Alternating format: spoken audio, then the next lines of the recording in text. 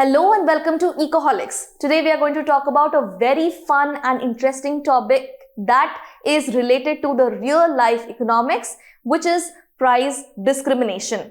Price discrimination is when different customers are charged differently for the same product or the same service. Now, how does that happen? Now, this is real life economics, and this concept is a very important concept in microeconomics, which almost comes in almost every examination of economics. So let's learn the real life economics through price discrimination. Now, as I told you, that price discrimination is simply charging different prices from different customers for the same product or service. Now, this happens not because there is some cost related issue or production related issue. No, it is because the consumer has different willingness to pay for different products. Let's say there is a certain product for which a consumer is willing to pay 5,000 rupees, but some other person might be willing to pay 15,000 rupees. So, identifying these two types of customers, the monopolist can just create different market segments for these two consumers so that they can understand the consumer behavior of both these customers and generate revenue from both of these customers easily. That's the fun part of price discrimination. Now, why does this happen? Because when we talk about a monopoly firm or a monopolist also, there is a certain way in which the monopolist becomes the price maker of the market, because the monopoly power is present on the firm, on the producer, on the seller. Because of that, there's a lot of margin with the monopoly firm, with the monopolist. Now, because of that, the monopolist can segregate these customers through different ways, in different manners, and charge different prices for the same product or service, which is very fascinating. Now, here, the monopolist is actually generating revenue, generating income without increasing any amount of output. That's the interesting part, right? Now, let's look at some examples. Let's talk about airlines. Now, what happens when airlines charge different prices from different consumers for the same seat? Some people are willing to pay 3,000 rupees for a seat, while some others are willing to pay 20,000 for the same seat on the same plane. That's interesting way of price discrimination. Same thing happens with movie tickets also. On some days, like weekdays, consumers might pay 150 rupees to 200 rupees for a certain ticket or for a certain movie, while on the weekends, maybe Friday, Saturday, Sunday, the movie tickets would be double the price. Sometimes, according to the increased demand, they might be even triple, just because consumers are willing to pay that much amount of price and make the movie house full. So, that's also a way in which price discrimination takes place. Another way is when there are a lot of quotas for students. So, let's say if a student is purchasing Microsoft Office version, so you can present a student ID and you can take some discount. If the same software is purchased by some company, some business firm, so then the charge is double or triple.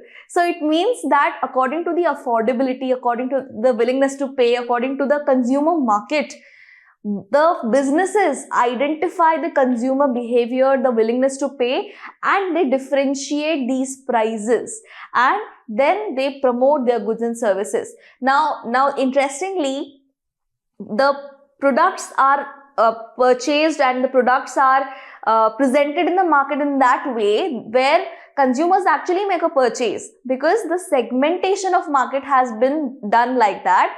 For the lower willingness to pay, the product is pitched at a lower price, while the product is pitched at a higher price where the market demand and the affordability is higher, right? So that's what is the basic concept of price discrimination. Now, moving forward, let's understand the conditions for price discrimination. What are the conditions? Firstly, there is market power. Market power means the seller must control the prices. Now, like I told you all, that the producer, the seller, should be the price maker in the market. Only when the producer and the seller has the power to control the market in such a manner, only then they can put different prices and successfully generate revenue. Then market segmentation, like I again told you all, that the firms must be able to separate consumers, the affordability, the people who have lesser willingness to pay should be segmented differently than the people who have higher willingness to pay for the same product, right? So that, and also should be based on elasticity of demand. Now you all understand why it is segmented from the concept of elasticity of demand. If you look at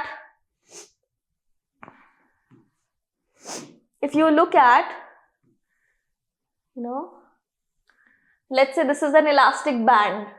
Okay, now if you are able to stretch it more, it means that the band is more elastic, so you can stretch it more, right?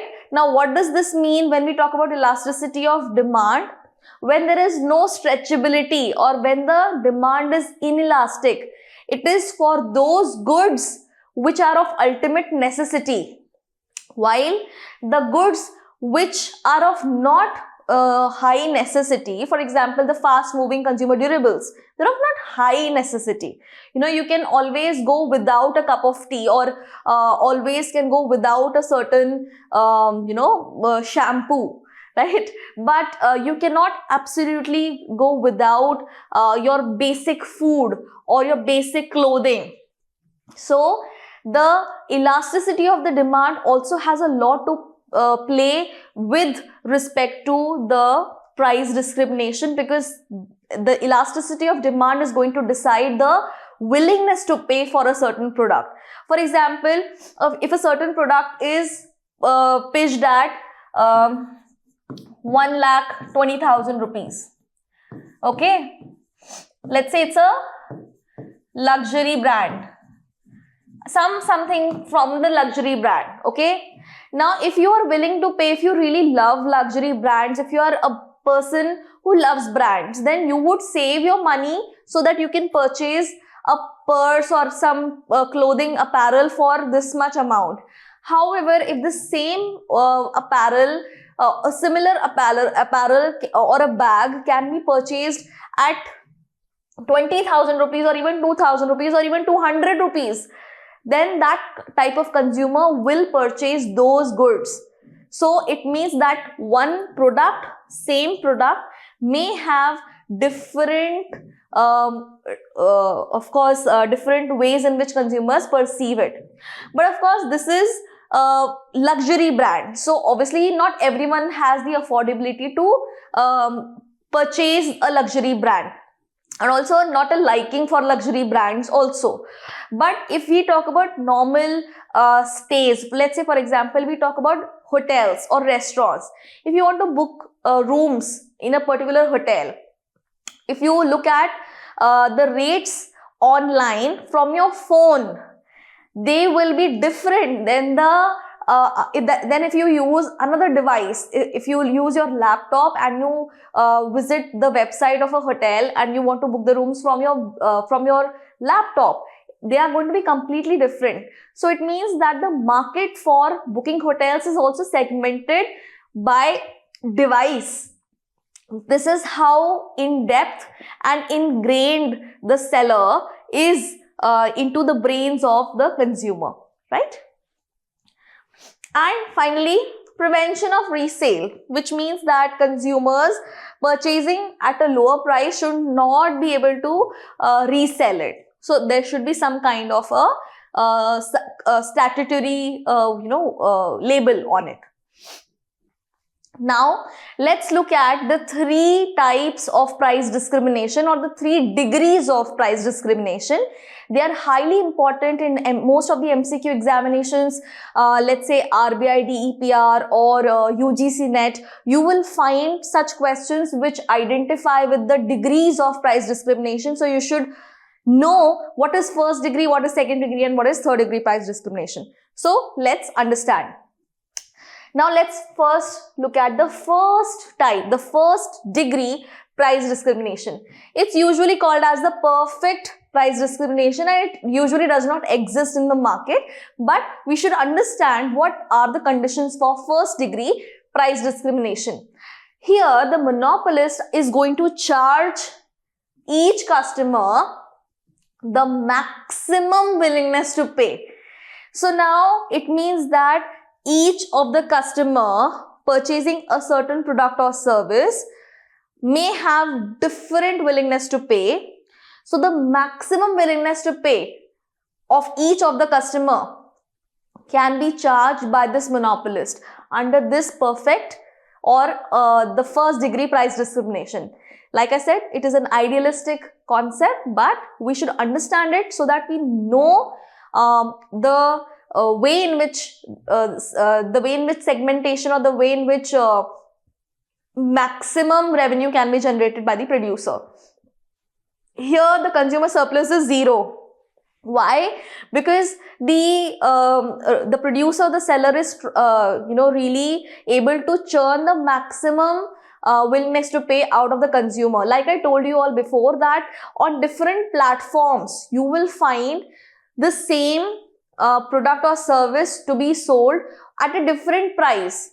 Now on different platforms or on different even devices, such type of segmentation is done, so that people who are just preferring to purchase online on their phone may have a different type of price range, while the people who usually purchase commodities and services online from their laptops or from their desktops, they should have a different price range. That type of price discrimination would make the producer or the seller or the monopolist gain the maximum that can be gained from each of the consumer, right?